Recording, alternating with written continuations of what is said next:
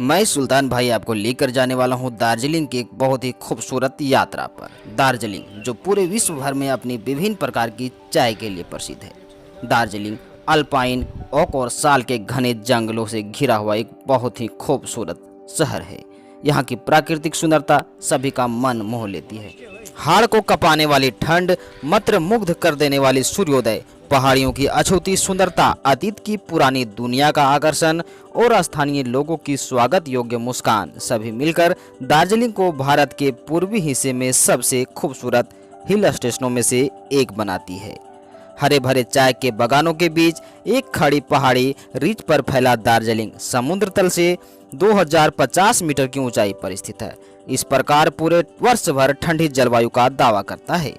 यह सुंदर hill station romantic honeymoon के लिए एकदम सही जगह है। नमस्कार दोस्तों, अगर आप हमारे चैनल को पहली बार देख रहे हैं तो चैनल को सब्सक्राइब करके बेल आइकन को दबा लें। सबसे पहले बात कर लेते हैं कि दार्जिलिंग पहुंचे कैसे। यहाँ आने के लिए आप हवाई मार्ग, रेल मार्ग या फिर सड़क मार्ग किसी का भी अपनी सुविधा अनुसार उपयोग कर सकते हैं। दार्जिलिंग आने का पहला तरीका है रेल मार्ग से। यहाँ की दो निकटतम रेलवे स्टेशन है, सिलीगुड़ी और नयू जलपाईगुड़ी। दोनों रेलवे स्टेशन का दिल्ली, कोलकाता, गुवाहाटी, वाराणसी, रांची आदि प्रमुख शहरों से ट्रेनें चलती रहती हैं, जिससे आप आसानी से पहुंच सकते हैं। नयू जलपाईगुड़ी से दार्जिलिंग की दूरी है 70 किलोमीटर। अब बात आती है कि नयू जलपाईगुड़ी से दार्जिलिंग कैसे जाएं। आप बस से भी जा सकते हैं, जो नयू जलपाईगुड़ी से दार्जिलिंग के लिए चलती रहती हैं। इसके अलावा आप शेयर टैक्सी से भी जा सकते हैं, जिसका किराया होगा मात्र 200 से 300 रुपया। अगर आप टॉय ट्रेन का लुत्फ उठाना चाहते हैं तो नयू जलपाईगुड़ी से रेलवे स्टेशन से दार्जिलिंग जा सकते हैं, जिसका किराया होगा 1400 से लेकर 1700 रुपये के बीच में।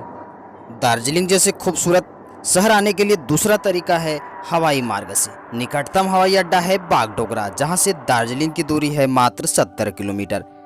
अगर आप टैक्सी बुक करके आना चाहते हैं तो 3000 रुपया किराया लगेगा, और नहीं तो आप शेयर टैक्सी से आइए। 400 से 500 रुपया में आसानी से आप दार्जिलिंग पहुंच जाइएगा। इससे भी सस्ता में आना चाहते हैं तो आपको बागडोगरा से सिलीगुड़ी आना होगा, जहां से बसें लगातार चलती रहती हैं, जिसका किराया लगेगा मात्र 100 रुपया पर पर्सन।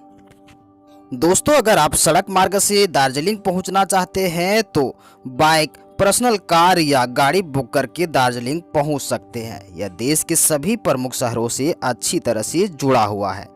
यह आप पर डिपेंड करता है कि आप कैसे जाना चाहते हैं। अब तो आप दार्जिलिंग पहुंच चुके हैं, तो बात आती है रुके कहाँ, दार्जिलिंग में स्टे कहाँ करें। दार्जिलिंग जैसे खूबसूरत शहर में रुकने के लिए बहुत सारे होटल मौजूद हैं, जहां 500 से लेकर 10,000 रुपया तक का होटल आप ले सकते हैं। इसके अलावा आप आने से पहले ही ऑनलाइन होटल बुक कर सकते हैं। आप पर डिपेंड करता है कि आप कितना महंगा होटल में रुकना चाहते हैं। दार्जिलिंग जो एक बार चला गया फिर वहां से लौटने का मन नहीं करता। अब तक मैंने दार्जिलिंग की खूबसूरती के बारे में सिर्फ सुना था। जब मैंने देखा और महसूस किया तो लगा कि दार्जिलिंग से खूबसूरत कोई शहर नहीं हो सकता। अगर आप दार्जिलिंग घूमने के लिए जाना चाहते हैं तो सबसे उपयुक्त समय मार्च से मई या फिर अक्टूबर से नवंबर के बीच होगा। इस समय यहाँ से कंचनजंगा पहाड़ी को भी देखा जा सकता है। दोस्तों, दिसंबर से फरवरी महीने के बीच में यहाँ बहुत ज़्यादा ठंड पड़ती है। दोस्तों, अगर आप दार्जिलिंग जाते हैं तो आपके मन में सवाल होगा कि हम कौन कौन से स्थान को देखने के लिए जाएं। तो चलिए हम आपको बता दें कि वैसे तो पूरा दार्जिलिंग शहर ही अपने आप में इतना खूबसूरत है कि हर एक जगह से प्रकृति अपनी नज़रों के सामने बहुत ही पास नजर आती है। ऐसा लगता है कि जैसे हमने किसी जन्नत जैसी जगह में अपने कदम को रख दिया है। इतनी खूबसूरत वादियों, चारों ओर फैली घनी हरियाली, घने घने जंगल और चारों ओर बर्फ से ढके हुए पहाड़ मन को अपनी ओर खींचते रहती हैं। दोस्तों, अगर आप सोच रहे हैं कि दार्जिलिंग जाने के लिए कौन सा मौसम उपयुक्त रहेगा तो हम आपको बता दें कि दार्जिलिंग जाने के लिए जो समय सबसे ज़्यादा अच्छा है वह है अप्रैल से जून और अक्टूबर से नवंबर के बीच में। जुलाई में यहाँ पर मानसून शुरू हो जाता है, जिस समय यहाँ पर बहुत बारिश होती है। दोस्तों, आप अगर दार्जिलिंग के लिए सड़क मार्ग चुनते हैं तो ये एक अच्छा विकल्प हो सकता है। दार्जिलिंग में वहाँ के सभी आकर्षक स्थलों में घूमने के लिए आप वहां का लोकल गाड़ी हायर कर सकते हैं और वहां की खूबसूरत वादियों का दीदार कर सकते हैं। अगर आप खुद ड्राइव करके दार्जिलिंग की घुमावदार सड़कों का आनंद लेना चाहते हैं तो इसके लिए भी आपको रेंट पर गाड़ी आसानी से उपलब्ध हो जाएंगी। यहाँ की खूबसूरत वादियों को अपने कैमरे में कैद करना बिल्कुल भी नहीं भूलिएगा। अगर आप दार्जिलिंग जाते हैं तो यहाँ चलने वाली टॉय ट्रेन का मजा जरूर लीजिएगा, क्योंकि यह वाष्प से चलने वाली ट्रेन है। इसके अलावा आप जापानी पीस पेगोड़ा, चाय बागान, रॉक गार्डन, तिब्बती refugee camp, Himalayan mountaineering institute, Padmaja, Naidu Himalayan zoological park, घूम मठ, डोली मठ, दार्जिलिंग हिमालयन रेलवे म्यूजियम और तेंजिंग रॉक को देखने जा सकते हैं। दोस्तों, दार्जिलिंग की मॉल रोड पर खरीदारी करने के लिए आप जरूर जाइएगा। यहाँ लगने वाला बाजार खरीदारों के लिए तो मानो स्वर्ग की तरह है, जहाँ पर आपको हर एक छोटी बड़ी चीज देखने को मिल जाएंगी। यहाँ पर कई सारे बुक स्टोर हैं, साथ ही साथ आर्ट की गैलरी हैं।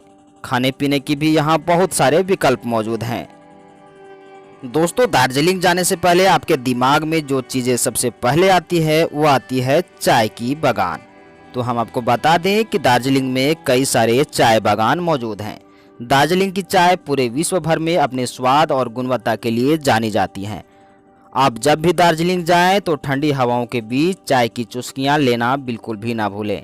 ऐसे ठंडे मौसम में वहाँ की लाजवाब चाय आपको एक नई ताजगी से भर देगी। साथ ही साथ यदि आप दार्जिलिंग की चाय को वहाँ लगने वाले स्टॉल से खरीदना चाहते हैं तो आप खरीद सकते हैं और अपने घर में आकर वहाँ की स्वाद को चख सकते हैं। दोस्तों, टाइगर हिल्स में जाकर उगते सूरज को देखना एक शानदार अनुभव हो सकता है। अगर आप इस अनुभव का आनंद लेना चाहते हैं तो इसके लिए आपको सुबह जल्दी उठना होगा, क्योंकि टाइगर हिल्स दार्जिलिंग से 21 किलोमीटर की दूरी पर है, जो लगभग 1 से 1.5 किलोमीटर के सफ़र के बाद आप टाइगर हिल्स पहुंच जाएंगे।